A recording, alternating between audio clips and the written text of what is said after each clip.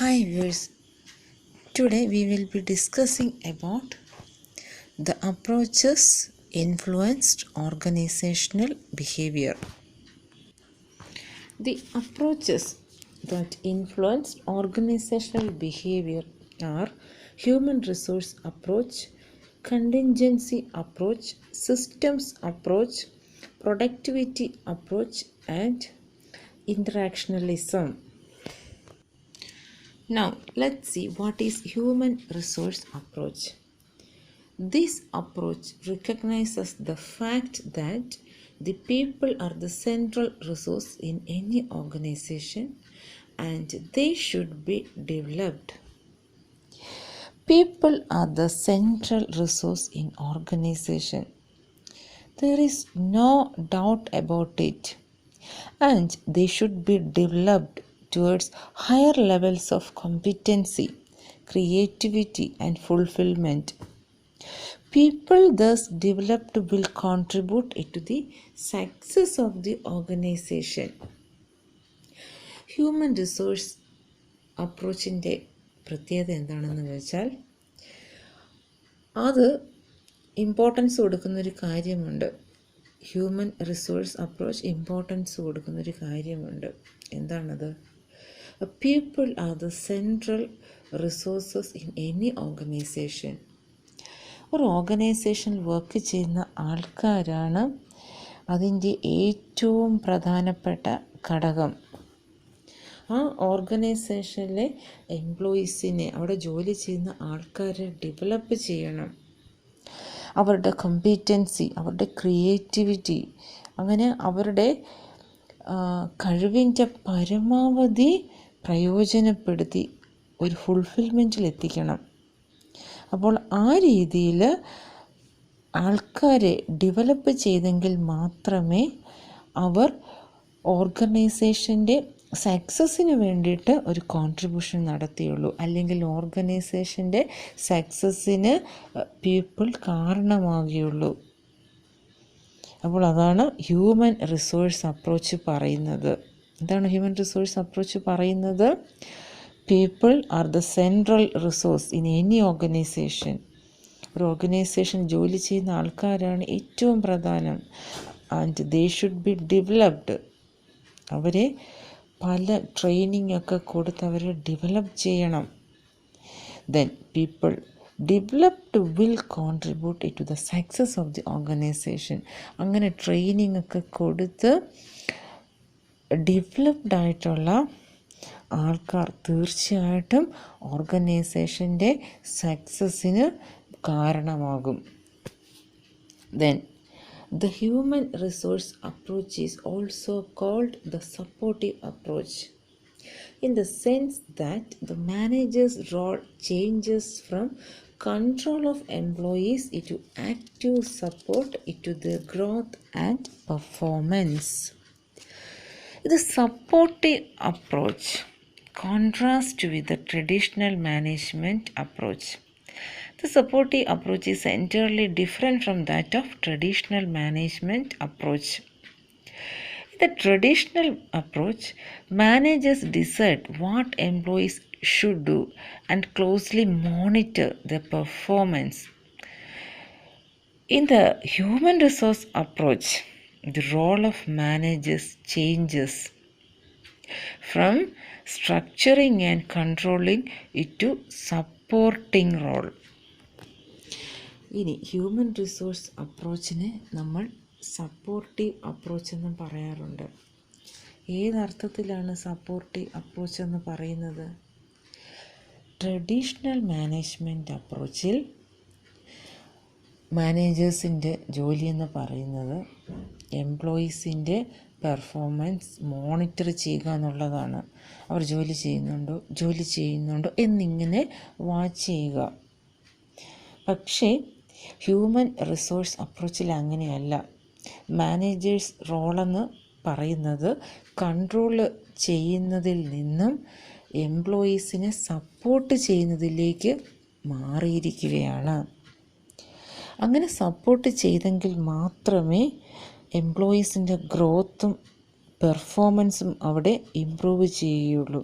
അപ്പോൾ അത്തരത്തിൽ എംപ്ലോയീസിൻ്റെ ഗ്രോത്തിന് വേണ്ടിയിട്ടും അവരുടെ മികച്ച പെർഫോമൻസിന് വേണ്ടിയിട്ടും മാനേജേഴ്സ് എംപ്ലോയീസിനെ സപ്പോർട്ട് ചെയ്യുക എന്നുള്ളതും ഹ്യൂമൻ റിസോഴ്സ് അപ്രോച്ചിൻ്റെ ഒരു സ്പെഷ്യാലിറ്റിയാണ്. Next, contingency approach. The contingency approach is another useful way of looking at OB. This approach assumes that organizational situations or outcomes are influenced by several factors. According to this approach, in most of the organizations, the situations and outcomes are contingent or influenced by several variables. For example, if a manager encounters a certain problem, such as motivating employees for higher efficiency and greater output, in most cases, the managers will decide to raise payment. But according to contingency approach, on the other hand, it acknowledges that several other variables affect the motivation of employees. In other words, the appropriate managerial action or behavior in any given situation depends on the elements of that situation. അപ്പോൾ contingency approach എന്താണെന്ന് നോക്കാം. ഇത് യഥാർത്ഥത്തിൽ organisation ബിഹേവിയറിനെ influence ചെയ്ത് വളരെ important ആയിട്ടുള്ളൊരു അപ്രോച്ചാണ്. Contingency എന്ന വാക്കിൻ്റെ അർത്ഥം തന്നെ സിറ്റുവേഷൻ എന്നാണ്. അപ്പോൾ ഈ അപ്രോച്ച് അനുസരിച്ച് ഏതെങ്കിലും ഒരു കാര്യത്തിന് ഇൻഫ്ലുവൻസ് ചെയ്യുന്ന നിരവധി വേരിയബിൾസ് ഉണ്ട്. ഉദാഹരണത്തിന്, ഒരു മാനേജർ അവിടുത്തെ മോട്ടിവേറ്റ് ചെയ്യാൻ ശ്രമിക്കുകയാണ്. യൂഷ്വലി എംപ്ലോയീസിനെ മോട്ടിവേറ്റ് ചെയ്യാൻ മാനേജേഴ്സ് ചിലപ്പോൾ പേയ്മെൻറ്റൊക്കെ ഒന്ന് വർദ്ധിപ്പിച്ചു കൊടുക്കും. എന്നിട്ടൊരു ആ മാനേജർ ആഗ്രഹിക്കുന്ന രീതിയിലുള്ള ഒരു ഔട്ട്കം എംപ്ലോയീസിൽ നിന്നും എക്സ്പെക്റ്റ് ചെയ്യും. പക്ഷേ കണ്ടിൻജൻസി അപ്രോച്ച് അനുസരിച്ച് ആ ഒരു പേയ്മെൻറ്റ് മാത്രമല്ല, ധാരാളം വേരിയബിൾസ് മോട്ടിവേറ്റ് ചെയ്യും. അപ്പോൾ ഒരു സിറ്റുവേഷൻ അനുസരിച്ചിട്ടാണത് സംഭവിക്കുന്നത്. അപ്പോൾ ചില സമയങ്ങളിൽ പേയ്മെൻറ്റ് ഇൻക്രീസ് ചെയ്യുന്നത് മാത്രമാവണമെന്നില്ല എംപ്ലോയീസിനെ മോട്ടിവേറ്റ് ചെയ്യുന്നത്. ആ സിറ്റുവേഷൻ അനുസരിച്ച് പല വേരിയബിൾസ് എംപ്ലോയീസിനെ ചിലപ്പോൾ മോട്ടിവേറ്റ് ചെയ്തെന്നിരിക്കാം. അവർ ആ മോട്ടിവേഷൻ ആഗ്രഹിക്കുന്നുണ്ടാകാം. ഇതാണ് contingency approach. Next, the most important approach, that is systems approach. The systems approach to OB views the organization as a united purposeful system composed of interrelated parts. What is the concept of systems approach? Systems approach view the organization as a united purposeful system composed of interrelated parts.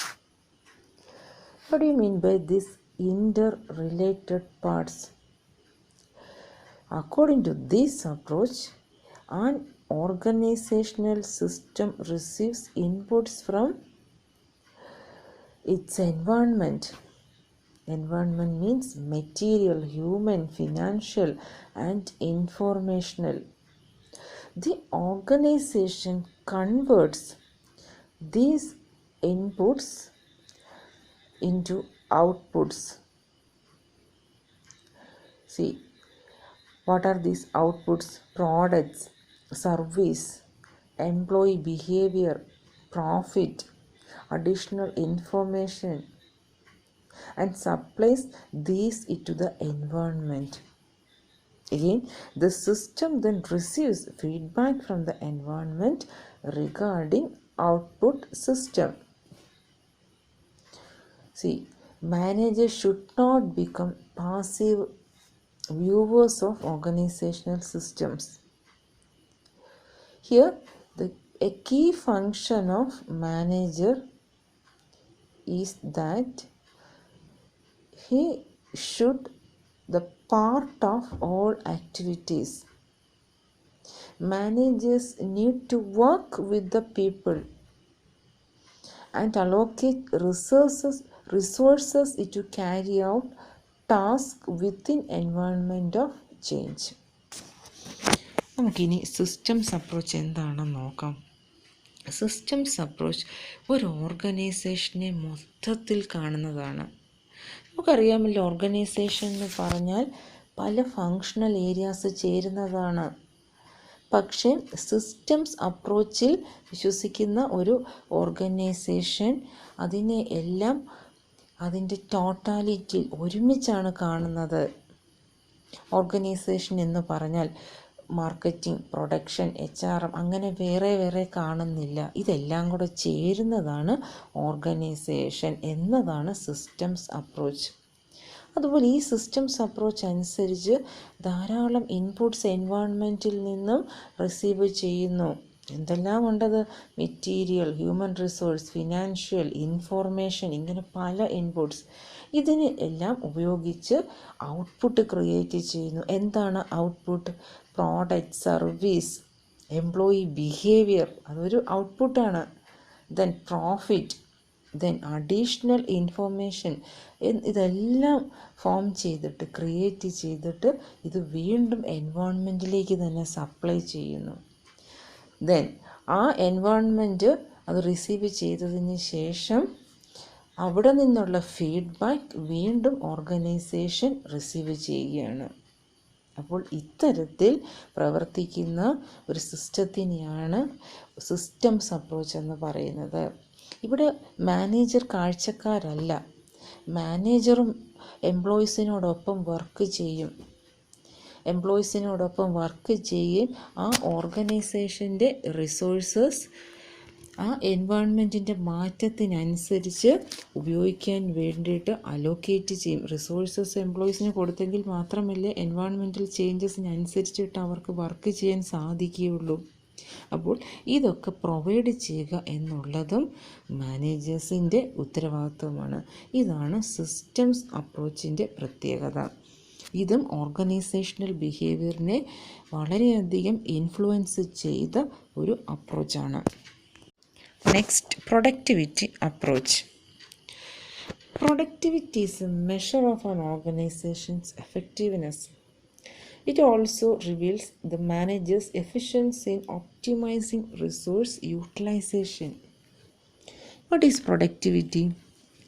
It is the ratio of output to input. It is a measure of an organization's effectiveness. It generally measured in terms of economic inputs and outputs.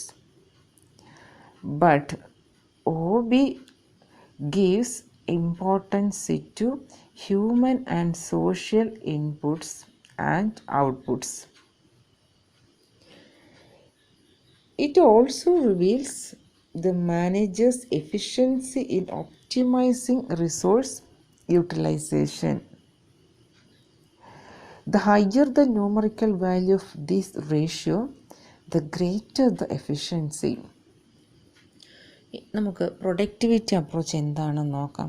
Productivity എന്ന് വെച്ചാൽ എന്താണ്? Output input ratio നോക്കിക്കഴിയുമ്പോൾ മനസ്സിലാകും productivity എത്രമാത്രമുണ്ട്. ഒരർത്ഥത്തിൽ ഇത് ഒരു ഓർഗനൈസേഷൻ്റെ എഫക്റ്റീവ്നെസ്സിൻ്റെ ഒരളവുകോലാണ് ഈ productivity എന്ന് പറയുന്നത്. ഔട്ട്പുട്ടിൻ്റെ വർധനവാണ് യഥാർത്ഥത്തിൽ എഫിഷ്യൻസിയുടെ ഒരളവുകോലെന്ന് പറയുന്നത്. ഇൻപുട്ടിനെക്കാട്ടിലും ഔട്ട്പുട്ട് വർദ്ധിക്കുകയാണെങ്കിൽ നമ്മളതിനെ വളരെയധികം പ്രൊഡക്ടിവിറ്റി വർദ്ധിച്ചു, ഭയങ്കര എഫിഷ്യൻ്റാണ് ആ ഓർഗനൈസേഷൻ എന്ന് നമ്മൾ പറയും. അപ്പോൾ യഥാർത്ഥത്തിൽ ഈ റേഷ്യോ അല്ലെങ്കിൽ ഈ പ്രൊഡക്ടിവിറ്റി എന്ന് പറയുന്നത് ഒരു മാനേജേഴ്സിൻ്റെ എഫിഷ്യൻസിയെ കൂടെ തെളിയിക്കുന്ന ഒന്നാണ്. വളരെ നല്ല ഔട്ട്പുട്ട് ഉണ്ടെങ്കിൽ മാനേജർ വളരെ എഫിഷ്യൻ്റ് ആണെന്ന് പറയും. സാധാരണഗതിയിൽ പ്രൊഡക്ടിവിറ്റി മെഷർ ചെയ്യുന്നത് ഇക്കണോമിക് ഇൻപുട്സ് ആൻഡ് ഔട്ട്പുട്ട് ടേംസിലാണ്. എന്ന് പറഞ്ഞാൽ ഇത്രയധികം ഇൻപുട്ട് അല്ലെങ്കിൽ ഇത്ര രൂപയുടെ ഇൻപുട്ട്, ഇത്ര എണ്ണം അല്ലെങ്കിൽ ഇത്ര രൂപയുടെ ഔട്ട്പുട്ട്, അങ്ങനെ ഒരു ഇക്കണോമിക് ടേംസിലാണ് സാധാരണ നമ്മൾ പ്രൊഡക്ടിവിറ്റിയെക്കുറിച്ച് പറയുന്നത്. പക്ഷേ ഓർഗനൈസേഷണൽ ബിഹേവിയർ അങ്ങനെയല്ല. അത് ഹ്യൂമൻ ദെൻ സോഷ്യൽ ഇൻപുട്സ്, അത്തരം കാര്യങ്ങൾക്ക് ഓർഗനൈസേഷണൽ ബിഹേവിയർ ഇമ്പോർട്ടൻസ് കൊടുക്കുന്നു. അപ്പോൾ ഇവിടെ പ്രൊഡക്ടിവിറ്റി അപ്രോച്ച് യഥാർത്ഥത്തിൽ ഓർഗനൈസേഷണൽ ബിഹേവിയറിനെ ഇൻഫ്ലുവൻസ് ചെയ്തിട്ടുണ്ട്. പക്ഷേ അത് ഇക്കണോമിക് ടേംസിൽ മാത്രമല്ല, ഇത് ഹ്യൂമൻ ആൻഡ് സോഷ്യൽ ഇൻപുട്സിനും കൂടെ ഇമ്പോർട്ടൻസ് കൊടുക്കുന്നതാണ് ഓർഗനൈസേഷണൽ ബിഹേവിയർ. ആ രീതിയിൽ കാണുകയാണെങ്കിൽ ജോബ് സാറ്റിസ്ഫാക്ഷൻ ഇംപ്രൂവ് ചെയ്യാൻ സാധിക്കും. അവിടെ വർക്ക് ചെയ്യുന്ന ആൾക്കാരുടെ പെർഫോമൻസും ഇംപ്രൂവ് ചെയ്യാനായിട്ട് സാധിക്കും. അപ്പോൾ ഇത്തരത്തിൽ പ്രൊഡക്ടിവിറ്റി അപ്രോച്ചും ഓർഗനൈസേഷണൽ ബിഹേവിയറിനെ ഇൻഫ്ലുവൻസ് ചെയ്തിട്ടുണ്ട്. Next approach that influenced OB is interactionalism. Interactionalism assumes that individual behavior form from their continuous interaction between characteristics of a person and of the situation. Interactionalism is a relatively new approach to understanding human behavior in organizational settings. It's a part of interactional psychology. This view assumes that individual behavior results from a continuous and multi-directional interaction between characteristics of the person and of the situation. More specifically, interactionalism attempts to explain how people select, interpret, and change various situations. The interaction between individual and the situation is a continuous process. This interaction is what determines an individual's behavior. ഇനി ഇൻ്ററാക്ഷണലിസം എന്താണെന്ന് നോക്കാം. ഇൻ്ററാക്ഷണലിസം എന്ന് പറയുന്നത് താരതമ്യേന ഒരു പുതിയൊരു അപ്രോച്ചാണ്. Organisational ബിഹേവിയറിനെ influence ചെയ്ത് താരതമ്യേന ഒരു പുതിയൊരു അപ്രോച്ചാണത്. ഇത് ശരിക്കും ഇൻ്ററാക്ഷണൽ സൈക്കോളജിയുടെ ഭാഗമായിട്ടുള്ളതാണ്. അതിൽ പറയുന്നത് എന്താണെന്ന് വെച്ചാൽ, ഏതൊരു വ്യക്തിയുടെയും സ്വഭാവം, ഏതൊരു വ്യക്തിയുടെയും ബിഹേവിയർ എന്ന് പറയുന്നത് ആ വ്യക്തിക്ക് കുറച്ച് സ്വഭാവ സവിശേഷതകളൊക്കെ ഉണ്ടാകുമല്ലോ, കുറച്ച് ക്യാരക്ടറിസ്റ്റിക്സ് ഒക്കെ ഉണ്ടാകുമല്ലോ.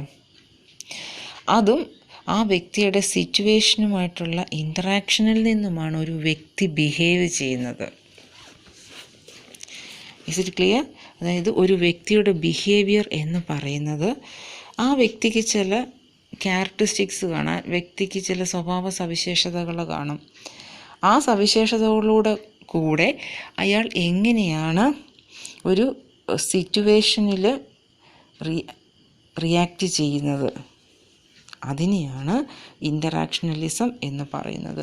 കുറച്ചുകൂടെ സ്പെസിഫിക് ആയിട്ട് പറയുകയാണെങ്കിൽ, ഇൻ്ററാക്ഷണലിസത്തിൽ വളരെ വ്യക്തമായിട്ട് പറയുന്നൊരു കാര്യമുണ്ട്. എങ്ങനെയാണ് ആൾക്കാർ അവരുടെ സിറ്റുവേഷൻസ് തിരഞ്ഞെടുക്കുന്നത്, അതിനെ എങ്ങനെയാണ് ഇൻ്റർപ്രറ്റ് ചെയ്യുന്നത്, എങ്ങനെയാണ് അതിനെ മാറ്റുന്നത്. ആലോചിച്ച് നോക്കിക്കേ, നമ്മൾ എങ്ങനെയാണ് നമ്മുടെ സിറ്റുവേഷനെ തിരഞ്ഞെടുക്കുന്നത്, നമ്മൾ എങ്ങനെയാണ് അതിനെ ഇൻ്റർപ്രറ്റ് ചെയ്യുന്നത്, നമ്മൾ എങ്ങനെയാണ് അതിനെ മാറ്റുന്നത്. അതാണ് ഇൻ്ററാക്ഷണലിസം പ്രധാനമായിട്ടും വിശദീകരിക്കുന്നത്. അപ്പോൾ ഇൻ്ററാക്ഷണലിസത്തിൻ്റെ തിയറി അനുസരിച്ചിട്ട്, അല്ലെങ്കിൽ ആ ഒരു കോൺസെപ്റ്റ് അനുസരിച്ചിട്ട്, ഓരോ വ്യക്തിയും ആ വ്യക്തി ക്രിയേറ്റ് ചെയ്ത സിറ്റുവേഷനുമായിട്ട് കണ്ടിന്യൂസ് ആയിട്ട് ഇൻട്രാക്റ്റ് ചെയ്യുന്നു. യഥാർത്ഥത്തിൽ ആ ഇൻട്രാക്ഷനാണ് ആ വ്യക്തിയുടെ ബിഹേവിയറിനെ സ്വാധീനിക്കുന്നത്. അപ്പോൾ നമ്മൾ ഏതൊരു സിറ്റുവേഷനിലാണോ ആ സിറ്റുവേഷൻ അനുസരിച്ചിട്ട് നമ്മളുടെ ബിഹേവിയർ മാറ്റപ്പെട്ടേക്കാം. മനസ്സിലായോ? ഇത് ഒരു കോൺസെപ്റ്റാണ്. നമുക്കിതിനെ സൈക്കോളജിക്കലായിട്ട് മാത്രമേ കാണാൻ കഴിയുള്ളൂ. ഉദാഹരണത്തിന് ഏതൊരു സിറ്റുവേഷനിൽ ചെന്നാലും മാറാത്ത വ്യക്തികളുണ്ടാകാം. ഇത് നമ്മളിവിടെ നെഗറ്റീവായിട്ട് പറയുന്നതല്ല കേട്ടോ. ഇപ്പോൾ കുറച്ച് മോശം കൂട്ടുകെട്ടുള്ള ആൾക്കാരുടെ ഇടയിൽ ചെന്നാൽ നമ്മളുടെ സ്വഭാവം ചിലപ്പോൾ മാറിയേക്കാം എന്നൊക്കെ പറയാറില്ലേ? അത്തരത്തിലുള്ള നെഗറ്റീവായിട്ടുള്ള വശങ്ങൾക്ക് ഇമ്പോർട്ടൻസ് കൊടുത്ത് പറയുന്നതല്ല ഇത്. ഒരു വ്യക്തിയുടെ സ്വഭാവത്തിനെ ഒരു വ്യക്തിയുടെ ബിഹേവിയറിനെ സ്വാധീനിക്കുന്നത് അയാളുടെ സിറ്റുവേഷനായിരിക്കും എന്ന ഒരു പൊതുവായിട്ടുള്ള ഒരു പ്രിൻസിപ്പിളാണ് ഇൻ്ററാക്ഷണലിസം പറഞ്ഞു വയ്ക്കുന്നത്. അപ്പോൾ ഇവിടെ നമ്മൾ എന്ത് പഠിക്കുന്നതും ഓർഗനൈസേഷനുമായിട്ട് കണക്റ്റ് ചെയ്തിട്ടാണ്. നമ്മുടെ സബ്ജക്റ്റ് തന്നെ ഓർഗനൈസേഷണൽ ബിഹേവിയർ ആണല്ലോ. നമ്മൾ ചെല്ലുന്ന ഓർഗനൈസേഷൻ്റെ സിറ്റുവേഷൻ അവിടുത്തെ എംപ്ലോയിയുടെ ബിഹേവിയറിനെ സ്വാധീനിക്കും. അതാണ് ഇവിടെ പറഞ്ഞു വയ്ക്കുന്നത്. ഓർഗനൈസേഷനുമായിട്ട് റിലേറ്റ് ചെയ്ത് മാത്രമേ നമുക്കിവിടെ എന്തും പഠിക്കാൻ പറ്റുകയുള്ളൂ.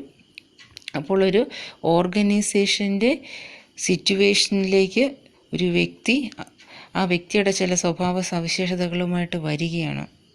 ആ ഓർഗനൈസേഷനിലെ സിറ്റുവേഷനാണ് പിന്നീട് ആ വ്യക്തിയുടെ ബിഹേവിയറിനെ സ്വാധീനിക്കുന്നത്. അതൊരു കണ്ടിന്യൂസ് പ്രോസസ്സാണ്. അതിനെയാണ് ഇൻ്ററാക്ഷണലിസം എന്ന് പറയുന്നത്. Today's assignment question: explain the approaches influenced organizational behavior.